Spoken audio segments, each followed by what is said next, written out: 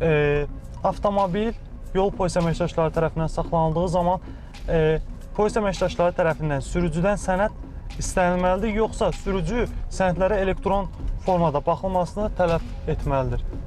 Bu günün qaydalarında demək olar ki, o barədə mübahisəli məqamlar var. Ona görə ki, bəzən oxuduqlarımızı başa düşə bilmirik ona görə.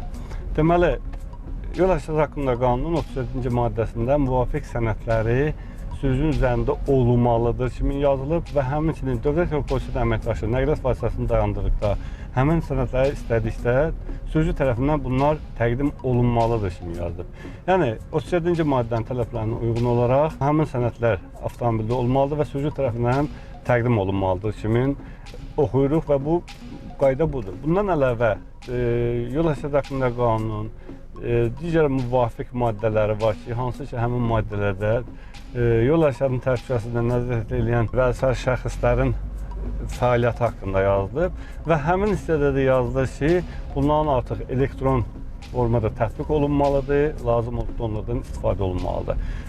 Bu iki hal, biri bir yerdə konkret təqdim olunmalıdır kimin, ikinci yerdə dövlət polis əməkdaşı tərəfindən elektrondan istifadə edilməlidir yazıldığı kimi müəyyən mübahisəli məqamlar yazılır. Bu, asan başa düşülməsini belə başa düşməliyik ki, biz bu mütləq sürücüdə olmalıdır və dövlət polis əməkdaşı istəkdə bu təqdim olunmalıdır. Qanunvericiliyin incəliklərini orada diqqət edirsiniz ki, dövlət yol polisi əməkdaşı ona lazım olanları elektrondan da dəqiqləşdirə bilər kimi yazılıbdır.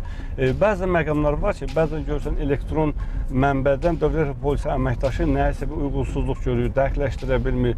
Bu zaman bunun əsli sürəti sürücüdə olmalıdır, sürücü də bunu təqdim etməlidir ki, dövlət polisi əməkdaşı bunun üçün tutuşduraraq daha düzgün olanı ortaya çıxarır. Ola bilər ki, sistemdə hər hansı bir xəta yaranar, bir problem olar. Onun üçün ən yaxşısı bizim məsləhət gördüyümüz sənədlərin sürücülərin üzərində olmağıdır. Bəli, ən yaxşı, əlverişli, rahat forması odur ki, sürücülərin üzərində olsun və lazım olsa təqdim etsinlər. Deyək ki, birinin 2 avtomobili var, ola bilsin ki, bir dənə sürücülük vəsiqəsi var, bunu daimi birinin üzərində saxlayır. Belə hal olanda, bəli, dövlət polisi əməkdaşı bu qədər problem də yaratmır, onu araşdırır, belə deyək ki, əsl məsələni ortaya çıxarda bilir, problemini araşdıra bilir. Amma ən gözəli işimizin rahat olması üçün bunu avtomobilimizdə gəzdirib, dövlət polisi əməkdaşı istədikdə onu təqdim etdirməyimiz daha yaxşıdır.